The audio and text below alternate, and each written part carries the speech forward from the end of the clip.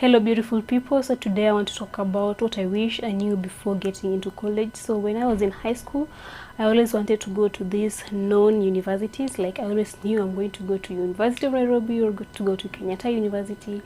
Then things happened the way they happened. If you remember 2015, I did my KCSE in 2015. If you remember the 2015 exam scandal where exams were stolen like the most, like it has never happened that much before. So I did my exams in 2015. So 2015, if you remember, people were stealing exams even in WhatsApp, people were posting them even in Facebook.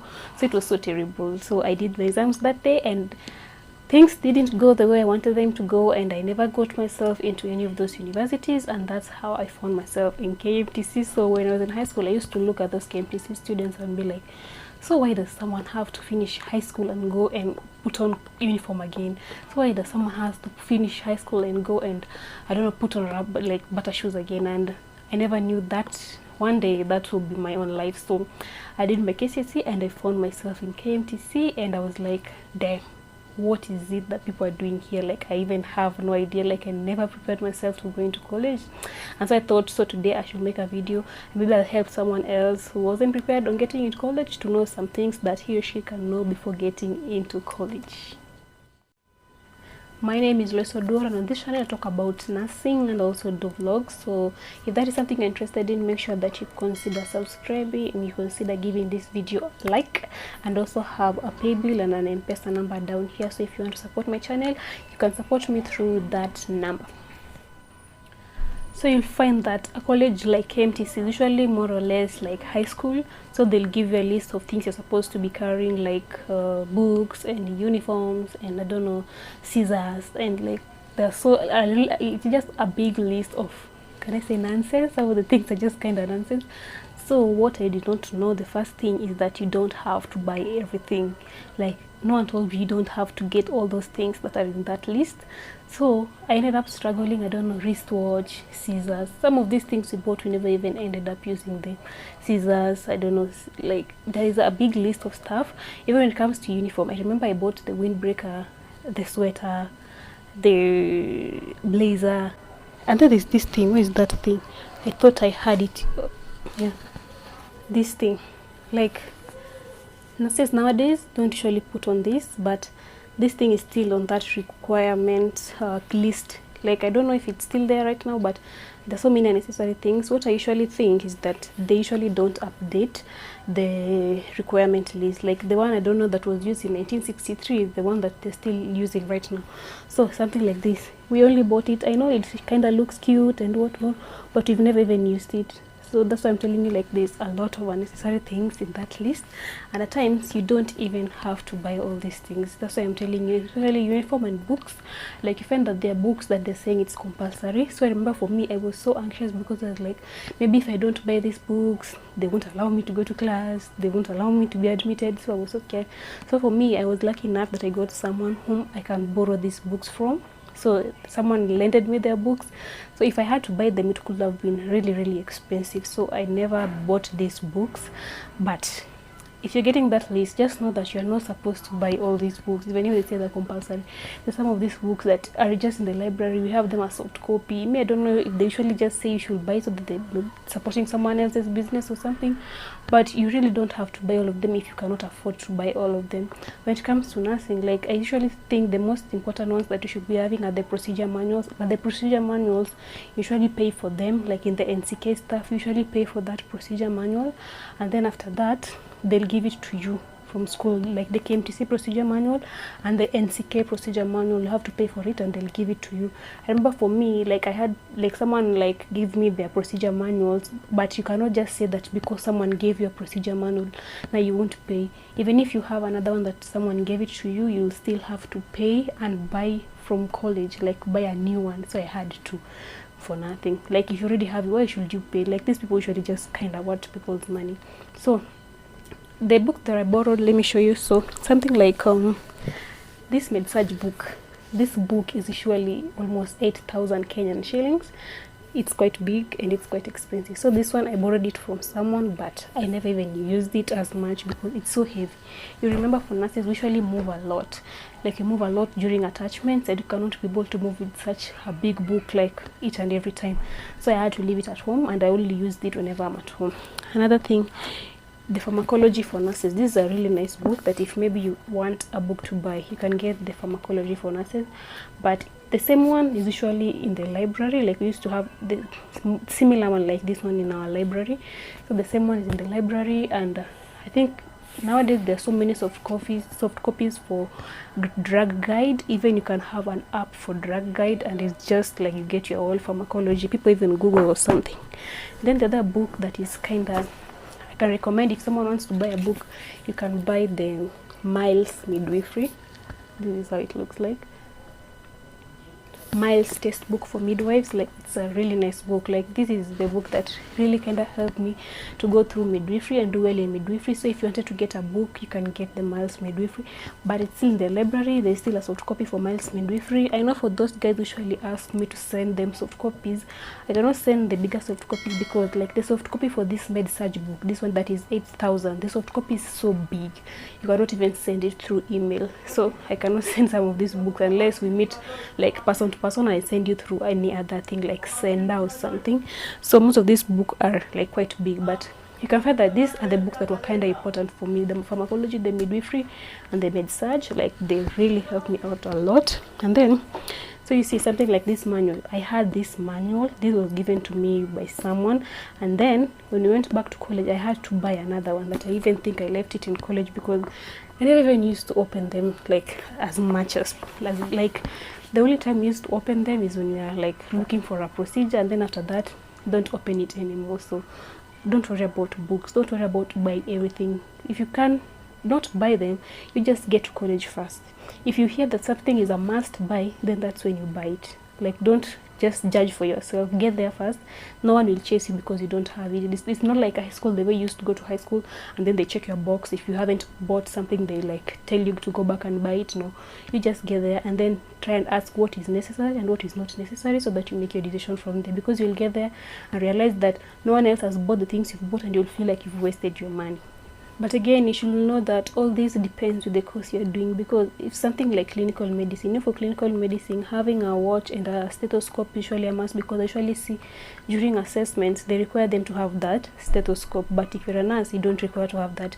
So when I'm telling like the requirements, don't take it like it is for all the courses. You find that there's some courses whereby it all depends. Like, there's things that are necessary in some other courses that are not necessary in nursing. So don't judge it from there, because you should try and ask someone who is doing the similar course and ask them what was it that was a must for them to buy and what was it that was a not must for them to buy.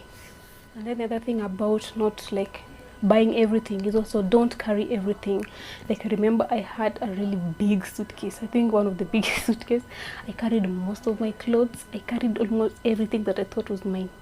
And when we go to the hostels were like a single room with 6 beds. And then those 6 beds, we all want to put our suitcases in the same space. So you can imagine if there are six beds like this, like it's just the same as high school, like the way we had 3 beds, then you have like a thin space. Now you have to put your suitcases there. So if you have a bigger suitcase like mine and so many clothes and so many shoes, you cannot be able to like have a place to put them. And then when it came to like movement, when you used to go for attachments, I used to struggle a lot because I used to have a lot of stuff. So like, you're the one who's struggling with moving, you have to find like the way you can move those things to school, because the bus used to take us from school. You can move them to school, and then again you're the one to like move them from the bus whenever you reach your destination, and then find a place. Like, it was so tiresome if you had so many stuff. So pack as little as you can. I know at times, especially we as ladies, usually feel like, oh, I cannot leave this dress, this is good for church, or I cannot leave, I don't know, these shoes, these are good for, I don't know, going for parties or something. Try and carry as little as possible, especially during the first time. Carry as little as possible. It will really save you a lot. The other thing I wish I knew is that you should be interested in the related subjects before you get into college. Like, what I mean is, like, let's say you're doing nursing, you should be interested in things like biology before you get into nursing, because that is what is contained there mostly. If you want to do business related things, you should have already been interested in something that is business related, because you find if you're not interested in something that is biology related and you want to get into nursing, and then you go there, you find people studying muscles and bones and body parts, and so you're already so tired with this because you are never interested in this in the first place. So the first thing you should do, be interested in whatever thing you want to like get into. Find which subjects are usually like taught there, what are they related to, what are the things that mostly involve that course, so that you find if you really have interest for that course before you get into it. And then number 3 is that when you get to college, don't take life too seriously. Make sure that you meet people, make sure that you interact with people, just be social. But whenever you're meeting people, don't forget to be you. Like, remember where you come from, remember like what kind of a person you are, and make sure you be you. Don't try and copy their lifestyles, because I see so many students get into college and then only because they saw another lady being taken care of with the sponsor and taken out every Saturday night, and they come back every Monday morning and she feels like that is the perfect lifestyle. Like, don't try and copy someone else's lifestyle. It might end up ruining your life. We've heard of so many university and college students who end up being killed, who end up like into bad situations of getting diseases only because they were tend to get into a certain kind of life. Be satisfied with the life that you have. Be satisfied with who you are.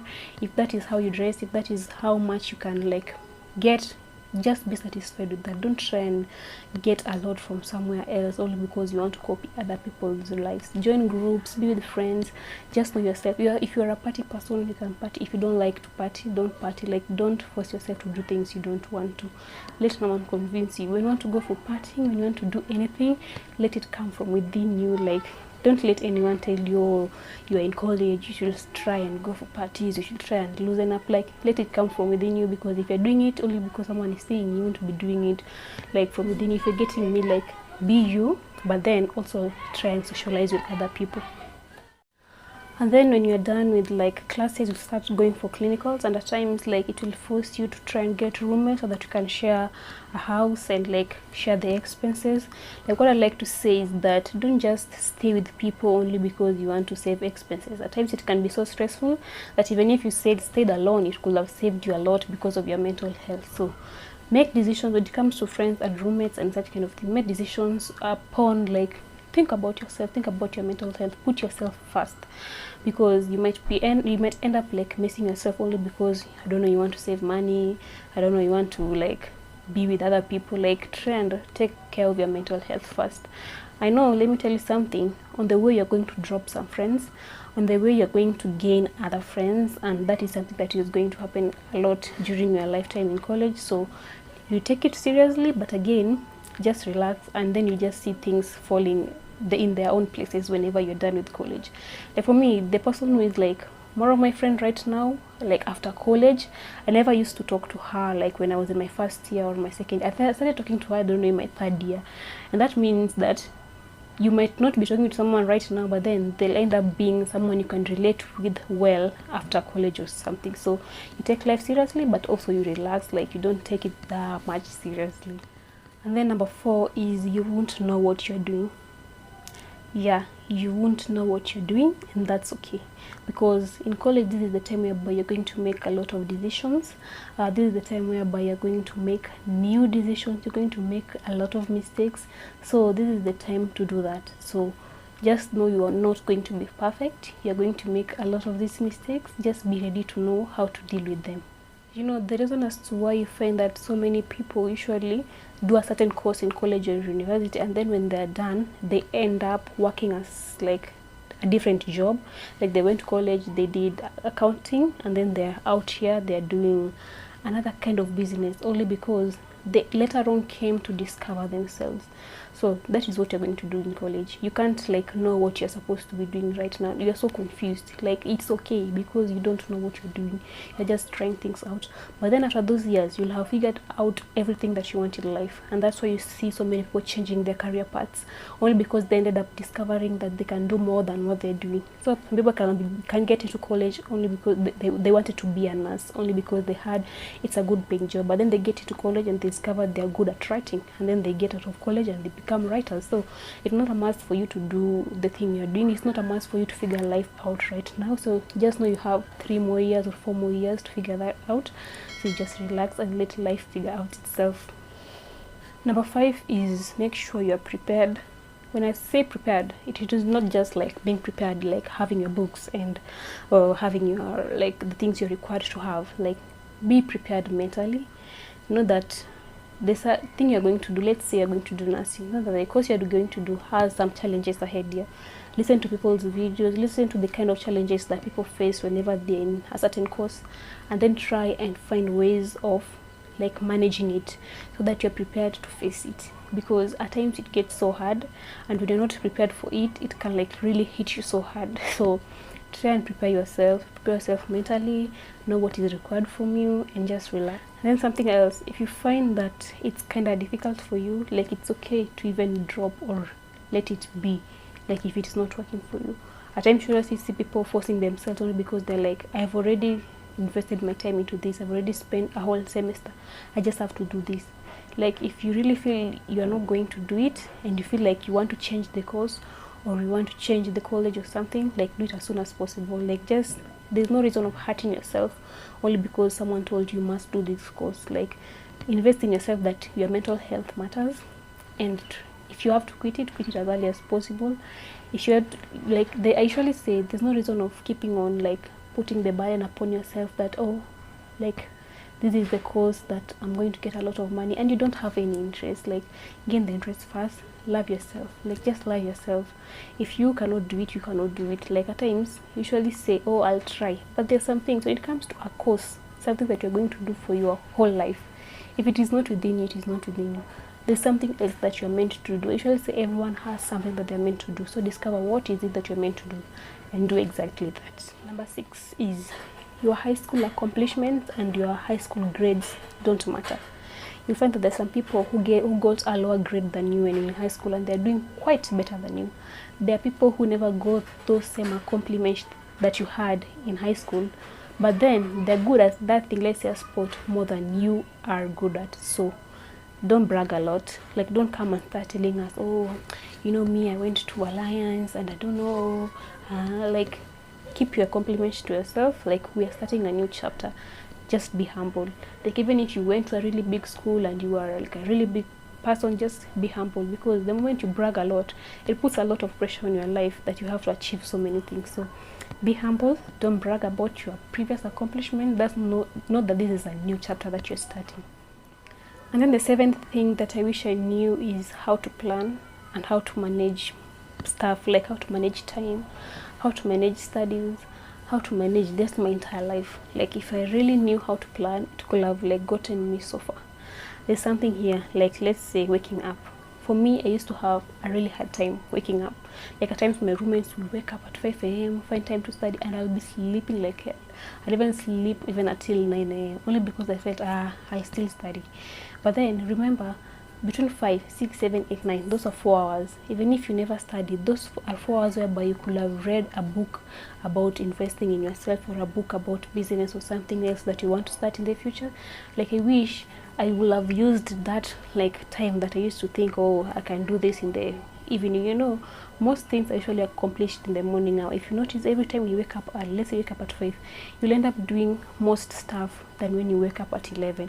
Because at 11 you're already tired, you just take tea, you just go to class, take tea, and just live normal life without doing any other thing. But if you wake up at 5, remember that hour before you go to class, there's a lot of things you could have done. Like, I wish I really knew how to manage my time. Like, I think I would have been so far than I am right now. How to manage your life, how to manage stress, and also how to like study, better ways of studying. Like, realizing your own way of studying could have been a little bit better, because at times I used to get a lot of pressure, like whenever I see other students like going to study, and then I used to see other students like getting good grades, and it gives you a lot of pressure. Like, I think that changed for me when I got to my second year or third year, and I told myself, no, I'm going to start using my own way, and that really worked out for me. So, like, discovering yourself, have your own plans, have your own goals. If you know you usually study at 8 a.m, 8 p.m. in the evening, there's no reason for you to copy someone who wakes up at 4 only because you feel that they're going to achieve a lot than you. Like, discover who you are, and then plan like according to your own ways. And then the 8th thing is that you will always get there. Like where you want to get to, where you want to succeed, where you see yourself, you'll always get there. So you don't have to compare yourself with other people. When it comes to your grades, when it comes to your abilities, like when you go for clinicals, and then you see like during the first week someone else can do something but you cannot do it, just know that one day you will also get there, and you will also know how to do these things. There's no reason for you to get a lot of pressure in your life only because someone else has done it. I used to remember, like when we used to get our papers, like the exam papers back, you see people comparing the grades, that only she got a 90 and I got a 60. Now you see someone studying like crazy only because they want to reach where the other person is at 90. So don't compare yourself, just know that you'll also get there. So that is something that really helped me out. I remember when I had my roommate, when I was in the final years where we're about to do our final exams, I used to tell her, like, don't pressure, you're going to pass. Just tell yourself within you you're going to pass. I used to tell myself, even before I do that exam, even before I start studying, I used to tell myself I've already passed. And I remember I started inflating that into her, and she was like, okay, we can do this, we are going to pass. I remember every time we used to tell ourselves that we are going to do this exam, we are going to pass. We used to pass. You know why? Because we already created that mentality within us that you're going to pass. So even when you're reading that book, you're reading it and you're really like digesting it in your mind because you already feel like you're going to pass. So having that belief at first that you're going to pass, that is all. That is all. You don't have to compare yourself. You're going to make it. Like, just believe you're going to make it, and we're going to make it. And then lastly is that you embrace change. Remember, most of you guys are just from high school, you're from boarding school, and you are kind of naive, and there are things that are going on in your life. But remember, when you get out of college, you need to be a kind of different person. Not that I'm saying you go change your personality and being a different person, but you need to embrace a certain kind of change, that you are just not the same person from high school, that we see the same you coming on from college. Like, you don't even have any difference. Embrace change in your behavior. Like in high school, we used to be kind of naive, and used to be like, you need to mature up. And then embrace change in your attitude towards life. Like before, I know you used to say, oh, life is supposed to do this, this and this, but then you realize that's not how life works. So you need to embrace change in your behavior and your attitude towards life. That is what I mean by you embrace the change. So yeah, that's it for today, guys. I know I can end up talking for an hour or something, but yeah, that's the video for today. I hope I helped you out, and if you really feel like I helped you out, you can support me by the pay bill number down here or the M-Pesa number, and I'll really appreciate your support, because at times it gets so hard to like continue creating content and, you know, like kind of getting anything from it or something. So motivation like that can really help me out if you support me down here. So yeah, thank you.